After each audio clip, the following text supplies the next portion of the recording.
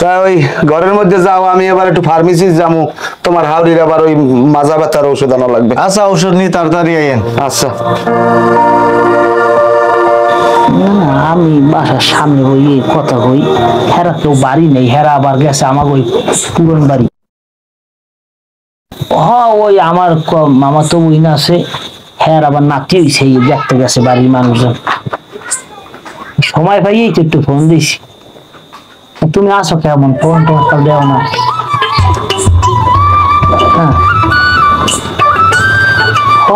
বয়স হয়ে গেছে, কাম কাজ সবাই।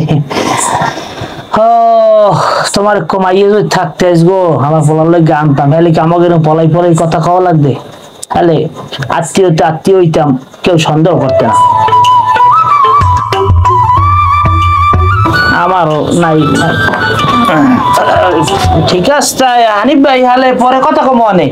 আমি তহসিলের বেশি এমন সময় করে যে। আসসালামু আলাইকুম আব্বা, এখন কথা কোন খেয়াল লাগে না, ওই তো খাজনা দিনে তো বছর 3 হয়ে গেছে, তাই তহসিল অফিসে হানিফ ভাইয়ের লোক একটু কথা কইছি যে হানিফ ভাই খাজনা দেওয়া লাগে, তাই আপনি তো কিরম কি করা যায় এই ব্যাপার। যাই হোক, তাই তুমি ওদিক কথাবার্তা কইছো জামাই মিয়া, ওই যে মাইয়া বাড়ি আমরা যাবো, দেখবো টেকবো, ভালো মন্দ এই সমস্ত ব্যাপারে।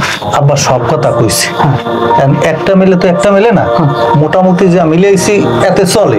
এখন আমনে গেলেই হয়, আমনে দেখতে হইলে ওটা মনে হয় মিলিয়ন যাই। তাইলে আমরা দেখতে যাবো, ওইটা মোটামুটি ফাইনাল হয়। যাক মাশাআল্লাহ, তার একটা পদ হয়েছে। তা তোমার হাউরি আবার হে বাড়ি নেই, হে গেছে আমার পুরন বাড়ি, ওই রাত্রি। যাও তুমি ঘরে যাই বউ, আমি আই পড়বে না। আব্বা আমি ঘরে যাই। অল্প লেগে ধরাটা পড়ছিলাম জামাই দিয়ে, মানে যে সব যাইছে দুলা বয়সে বাদ দিতে হইবে।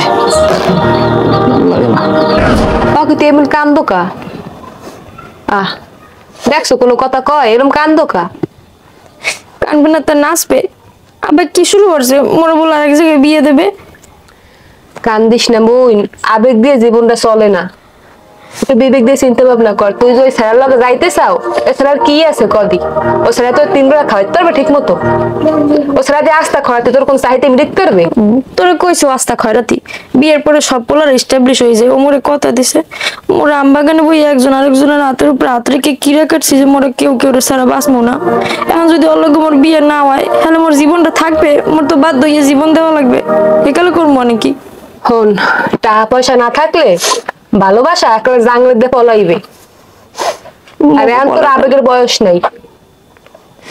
আপু তুই তো বুড়ামি করিস না, তুই তো বিয়ের আগে এগুলো করতি, এখন আইসো সুপারিশ করতে আব্বার নামে।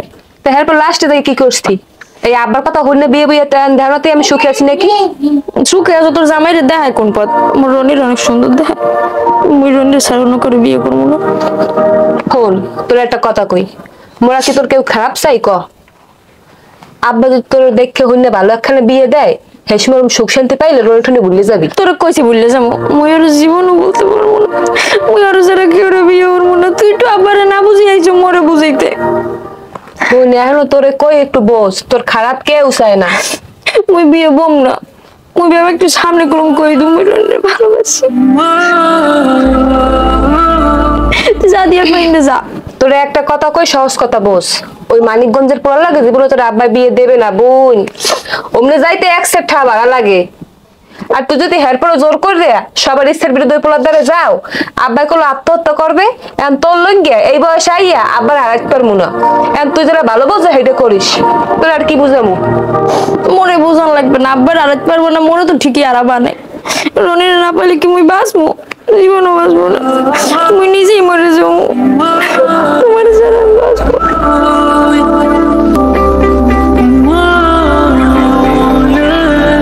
কলের জাহাজ জলে চলে, পিছনে তার ঢেউ, সমব্যথার ব্যথিক বিনে বুঝবে না রে কেউ। এই যে বিরহ যাতনা, এগুলা কিভাবে সহ্য করতে চলতে আছি দুলা ভাই, কি কম আমার মনের দুঃখ যদি আমি কই, আগুন পানিতে খাটে না, শুধু আমার বাপের দেওয়া দুঃখ। হলে দুলা ভাই একটু ঘুরতে না, আমার দুঃখে দুঃখে কাঁদতে কাঁদতে আমি আর হাড়ের রুগী হয়ে গেছি। আগে আমি এমাতার জমাতা দৌড় দিতাম, সাইকেল পড়তে আমার পিছনে, এখন আমি 10 কদম হাঁটতে গেলে মুখের মধ্যে সিনসি লেগে ব্যথা ওরে, কি লেগে কারণ প্রত্যেকটা মানুষের একটা বয়স আছে, একটা সময় আছে, সময়ের কাজ সময় না করলে এই সমস্যা হয়। আপনি আমার লাগে একমত কিনে করেন? হ, আমি তো একমত। কি মত? আরে একমত। ও হয়, এই যে কর, আমি কি করেন আমার ভাবে দুলা ভাই, আমার দুঃখের কথা আমি কেউ করতে পারি, সর্বের কথা করতে পারি। বাপ হ্যাঁ বিচারও করতে পারি না, বিচার চাইতেও পারি না, কিনলে গিয়ে পথ দিকে রে বাপ, সম্মান তো পথ দিকে রে পাইয়ে লইছি। এই মনে করেন এটা তো একটা ফিক্সড সম্মান, এটা তো ভাঙ্গার কোনো। আমি যদি কথা কই যে তার মানে তো যে তুমি বাপের লোক দাবি করছো, খাও জোতা,